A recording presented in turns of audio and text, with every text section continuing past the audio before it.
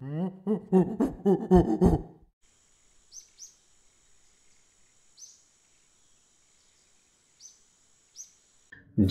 একেবারে বেজায় থমথম। আপনার সাহসের স্টক কি ফুরিয়ে এলো নাকি? না না, মুশকিল কি জানেন, সাহস তো আর মাসল নয়, বাপচির 22-এ, জমের সামনেও 17.5। সাহসের তো একটা উত্থান পতন আছে। আপনার কি এখন পতনের দিকে?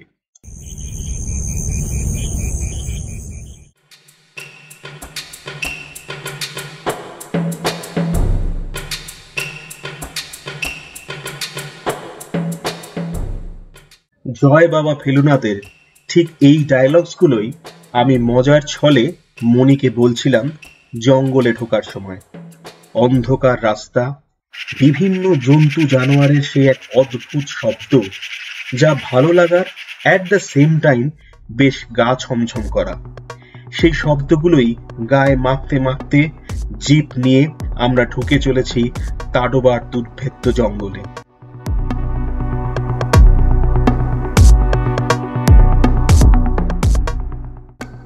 It was as thrilling as it could be. সত্যি জটায়ুর কথাগুলো অনস্বীকার্য। সাহসের একটা উত্থান পতন অবশ্যই আছে। এইরকমই এক প্রকার রোমাঞ্চকর অথচ অবর্ণনীয় সুন্দর প্রকৃতির মাঝে বাঘ, ভাল্লুক, হরিণ, ময়ূর এবং আরো নানান ধরনের পাখি, প্রচুর অ্যানিমালস, এইসব নিয়েই আমাদের এই ট্রাভেল আড্ডা। ফিরে এলাম তোমাদের সাথে গল্প করব বলে আমাদের চ্যানেল রিদম অফ রাতুলে। এই ট্রিপটা কিন্তু আমাদের কাছে খুবই স্পেশাল। তিনজনেই আমরা ভীষণ জঙ্গল প্রেমী, তাই অনেক দিন ধরেই শখ ছিল একটু তাডোবা সাফারি করব। সেই ড্রিমটা ফাইনালি পূরণ হয়েছে। সেই গল্প করব বলেই তোমাদের সাথে ফিরে এলাম আমাদের চ্যানেল রিদম অফ রাতুলে। সবাইকে ওয়েলকাম। তোমরা যারা আমাদের ব্লগস রেগুলারলি দেখো তারা জানো আমি খুব straight forward database kind of information দিই না, কিন্তু গল্প করতে করতে আড্ডার ছলে তোমাদের অনেক তথ্য এবারও আমি দেব। যেমন এবার আমরা তাডোবার jeep safari, boat safari, Maharashtra চন্দ্রপুরার different old aesthetic sightseeing গুলো আমরা করেছি, সেগুলোর গল্প অবশ্যই তোমাদের সাথে করব। তাই শুরু করলাম আমাদের নতুন ট্রাভেল আড্ডা, নাগপুর তাডোবা ট্রাভেল স্টোরি। শেষ অবধি দেখো, অবশ্যই কথা দিচ্ছি এটা কিন্তু অন্যান্য ঘোরাঘুরির থেকে একেবারেই আলাদা। অবশ্যই তোমরা এনজয় করবে।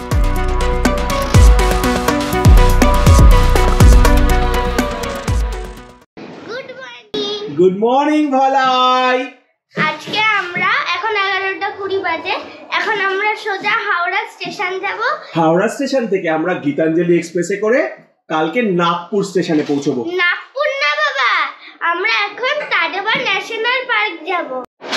Good morning. Morning. All wells that ends well. Finally ticket confirm. আমরা মানে আরএসি ওয়েটিং লিস্ট, আরএসি, তারপর কনফার্ম টিকিট। এখন হাওড়া যাচ্ছি।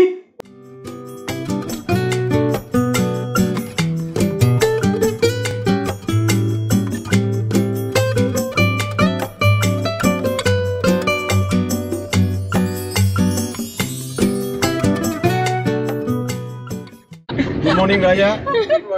আমাদের পারিবারিক চিরাচরিত আমাদের একান্ত সারথি আমাদের নিয়ে যাচ্ছে। এখন আমরা যাচ্ছি হাওড়া।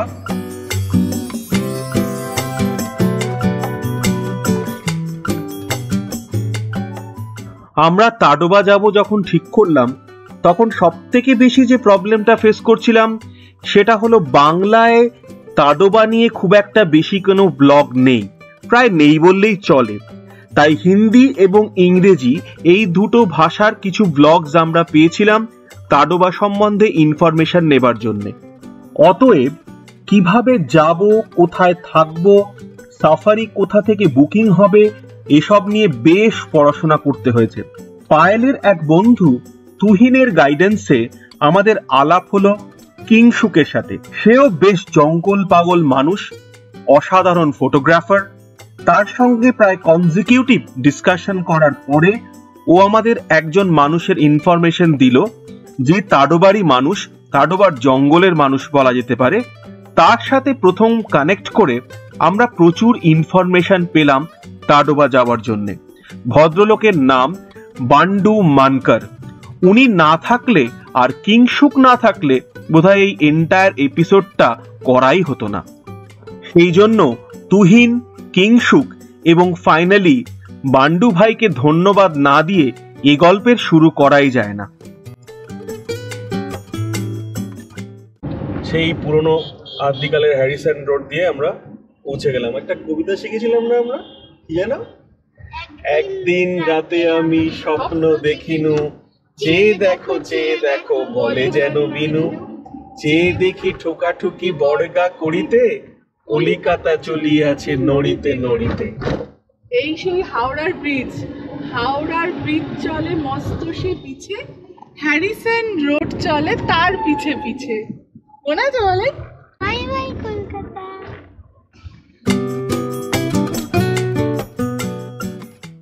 যাই হোক, এরকম প্রচুর ইনফরমেশন কালেক্ট করবার পরে ফাইনালি আমরা একটা মোটামুটি কংক্রিট প্ল্যানিং করলাম। আমাদের গল্পের মাঝে মাঝে অবশ্যই যথাসম্ভব তথ্য দিয়ে যাব। সঙ্গে থেকো আমাদের সাথে ভার্চুয়ালি এই বেড়ানোতে। আর হ্যাঁ, সেই যে বলেছিলাম, এক কাপ চা হাতে কিন্তু আড্ডাটা শুরু করলাম। সুন্দর সাজিয়েছে কিন্তু দেখছি কি সুন্দর হাওড়া স্টেশন, এবং পরিষ্কার পরিচ্ছন্ন গাছ লাগিয়েছে সুন্দর হাওড়া স্টেশনে।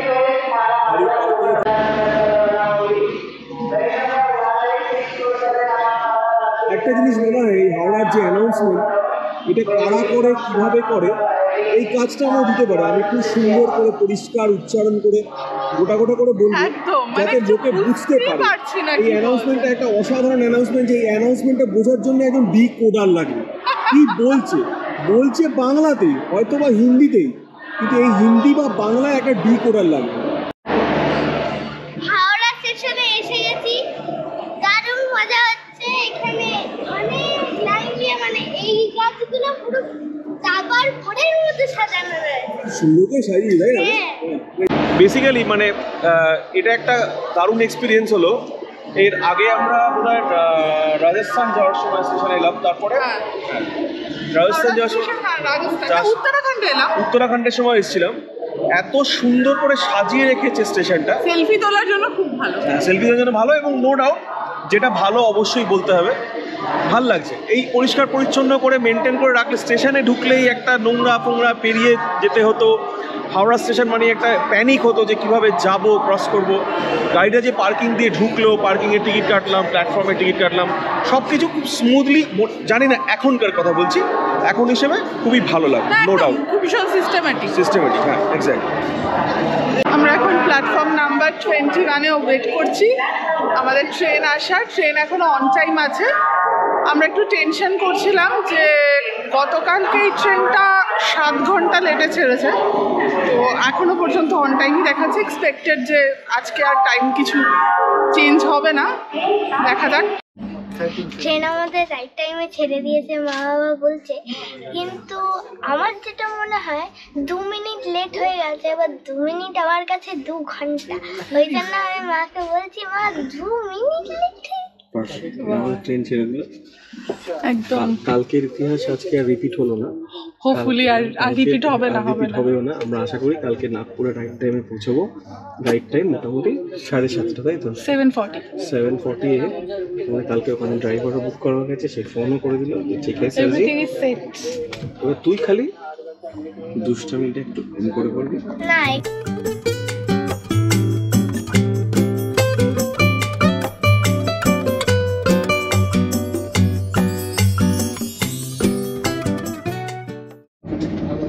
আমরা এখন লাঞ্চ করছি।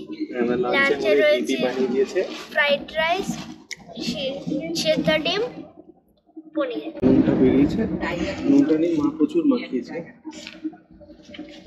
মনে রাখতে পারছি না কি নাম বললে গো? তাডোবা। হ্যাঁ, তো যাওয়ার পথে পাহাড়, সুন্দর সানসেট হচ্ছে, আর সাথে আমাদের খাওয়া চলছে। কিছু বলবি? আরে পাহাড়টা কি ভালো লাগছে দেখো না, দেখতে ঘুম থেকে উঠে পাহাড় দেখতে ভালো লাগছে, সত্যি মানে অদ্ভুত ব্যাপার। বিকেল হয়ে গেছে, বলছি বাঙালি বেড়াতে যাবে আর খাওয়া দাওয়া করবে না, এটা তো হবে না। ট্রেনে টাইম কাটানোর বিশেষ উপায় হলো ঘন্টায় ঘন্টায় খেয়ে যাওয়া। একদম সুন্দর সিঙ্গারাও দিয়েছে, কাঁচা লঙ্কাও দিয়েছে, বাইরে সুন্দর বিকেল হয়ে গেছে। আমরা আর খানিকক্ষণ বাদে টাটানগর পৌঁছব। ট্রেনটা মোটামুটি টাইমে চলছে, এখন অবধি 15-20 মিনিট মতো ডিলে দেখাচ্ছে।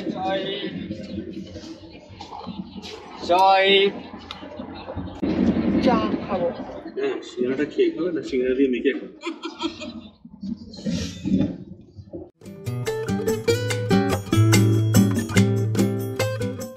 তাডোবার সবথেকে নিয়ারেস্ট স্টেশন বা এয়ারপোর্ট হলো নাগপুর। নাগপুর থেকে তাডোবার ডিস্টেন্স অ্যাপ্রক্সিমেটলি 3.5 আওয়ার্স। আমরা গিয়েছিলাম 12860 গীতাঞ্জলি এক্সপ্রেসে। হাওড়া থেকে ডিপার্চার টাইম 1:40, মানে দুপুর 1:40। সেটা পরের দিন নাগপুরে পৌঁছয় সকাল 7:40-এ। সকাল সকাল পৌঁছে যাওয়ার জন্য এই গীতাঞ্জলি এক্সপ্রেসই সব থেকে ভালো ট্রেন। আর সব থেকে বেশি সুবিধা হলো এই ট্রেনটার যে সপ্তাহে প্রতিদিনই এই গীতাঞ্জলি এক্সপ্রেস ছাড়ে। এছাড়াও আরো অনেকগুলো ট্রেন আছে যার ইনফরমেশনের একটা স্ক্রিনশট আমি আমার স্ক্রিনে এখন দিয়ে দিলাম। এছাড়া ফ্লাইটেও সোজা পৌঁছে যাওয়া যেতে পারে নাগপুর। নাগপুর এয়ারপোর্ট থেকে একদম ড্রাইভ করে তাডোবা জঙ্গল। এখানে একটা মজার ইনফরমেশন দিই, গীতাঞ্জলি এক্সপ্রেসে একদম ঠিক ডেটে ঠিক টাইমের প্রিভিয়াস যে টাইমে টিকিট কাটতে হয় সেই টাইমে টিকিট কেটেও আমাদের ওয়েটিং লিস্ট ছিল 1, 2, 3। সবাই বলেছিল কনফার্মেশন অবশ্যই হয়ে যাবে। তো যাই হোক, যেদিন ট্রেন ছাড়বে তার ঠিক 4 ঘন্টা আগে আমাদের 3টে টিকিট কনফার্ম হয়েছিল। বাট খুব সুন্দর আমরা টিকিট পেয়েছিলাম একদম পরপর।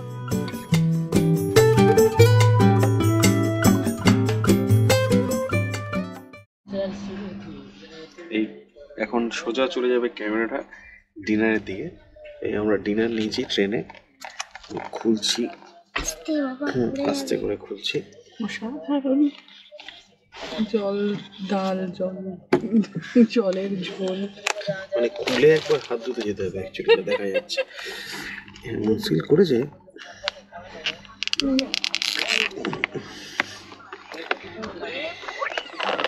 এই খুলেছি, বাবা তো প্রচন্ড কষ্ট করে এটা খোলা হয়েছে। আমাদের একটু ট্রেনের খাবার খাওয়ারও ইচ্ছা ছিল নাকি, সেই জন্য আমরা রাত্রে খাবারটা ট্রেন থেকে নিয়ে নিলাম। তো খাবারে আছে হচ্ছে ভাত, ডাল, ডিমের ঝোল, আর এটা ভেজিটেবলের একটা কারি, আর এটা সুজি। আর আমাদের তো এমনি ক্ষীর কদম মিষ্টি রয়েছে ভিআইপি সুইটস থেকে। আর দুপুরের পিপি একটু আমাদের বানিয়ে দিয়েছিল ফ্রাইড রাইস আর পনির, সেটা আমার এই সব কিছু আমাদের ডিনারের জন্য।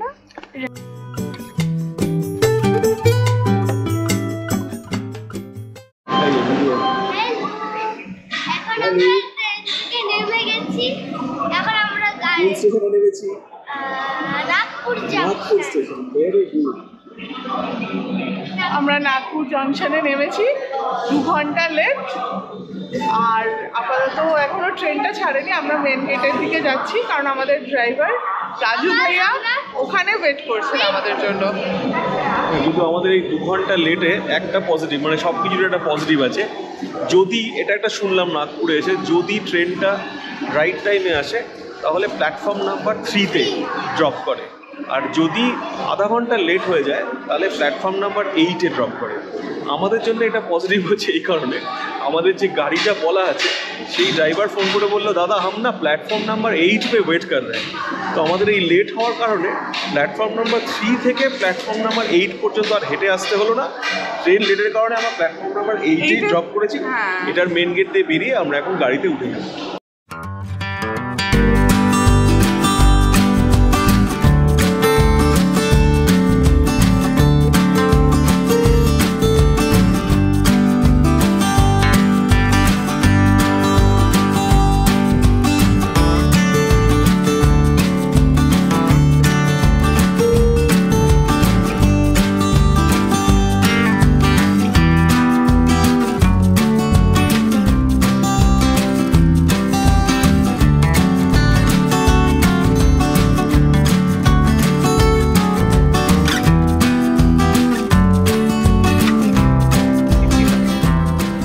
নেমে গেছি নাগপুরে।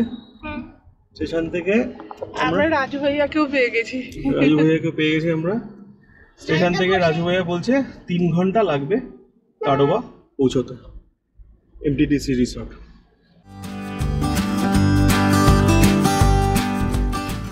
আমরা রওনা দিলাম নাগপুর থেকে তাডোবার পথে। আবার দেখা হচ্ছে পরের পর্বে দারুণ সব রোমাঞ্চকর গল্প নিয়ে। তোমাদের তর্জনীকে একটু কষ্ট দিও, লাইক, কমেন্ট আর সাবস্ক্রাইব করতে ভুলো না। সকলে ভালো থেকো। Till then, bye bye from our channel rhythm of Ratul.